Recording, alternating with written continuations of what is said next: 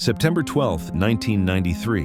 One hit collapsed a drive, snapped back a helmet with the chin strap still buckled, and left even seasoned pros frozen. The NFL's response? A record $30,000 fine. But this wasn't just carnage on a Sunday. It was a turning point that made the league flinch and turned Chuck Cecil into the most polarizing safety in football. Why did a player once told to hide his skinny frame become the most feared and punished missile on any field? Here's what really led to the hit that rewrote the NFL's rulebook.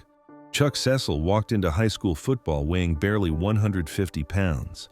Coaches watched him line up and worried recruiters would bolt if they saw how skinny he was, so they told him to keep his shirt on during workouts, just to hide the truth.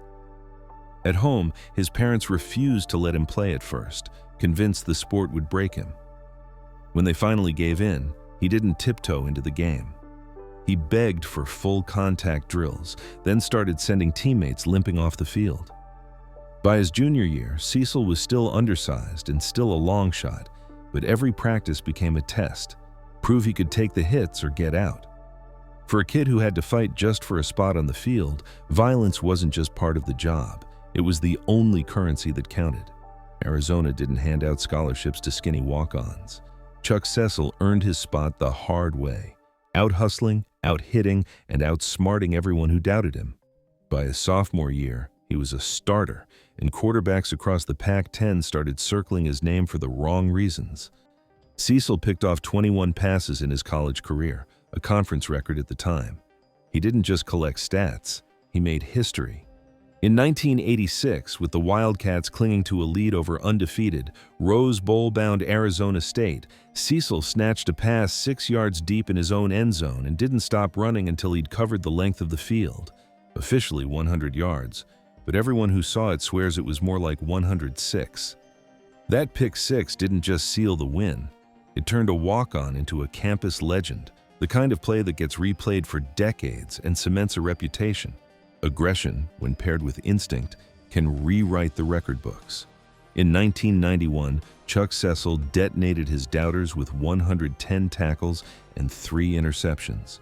The next year, he racked up 102 more stops, 4 picks, and a fumble recovery, enough to earn All-Pro honors and a spot on the All-Madden team. But it wasn't just the numbers. It was the way he did it. Teammates called him Scud after the Gulf War missile. Unpredictable, all in, always hunting for impact. He'd launch himself so recklessly that even practice became dangerous.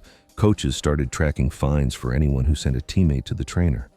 The legend only grew when word got out he'd played an entire college season with a thumb so mangled, a doctor said it looked like it had been smashed with a hammer.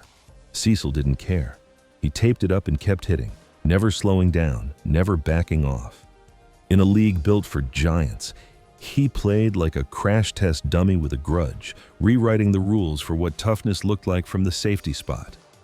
September 12, 1993, Chuck Cecil met Ron Middleton in the middle of the field and detonated him. Helmet gone, chin strap still buckled, Middleton crumpled.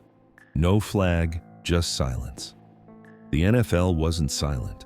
Days later, a letter arrived. $30,000 fine for leading with the helmet, the largest ever for a hit that didn't result in a suspension. That's more than most players lost for a month's pay. Sports Illustrated splashed Cecil on its cover, asking if he was too vicious for the league. Teammates saw the message. Coaches started tracking fines for practice hits. Warning: injure a teammate, pay up. The league wanted him to change, but the image stuck. A missile in shoulder pads, a lightning rod for a sport finally flinching at its own reflection. By 1996, the hits had started to add up. Cecil's body, never built for this kind of punishment, was showing every dent and crack.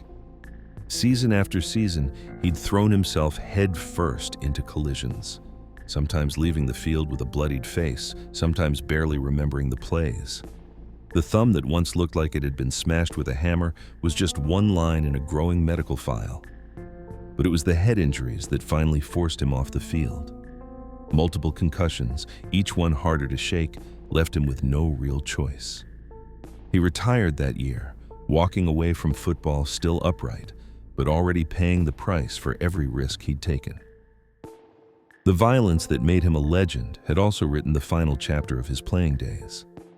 Coaching didn't sand down Chuck Cecil's edge.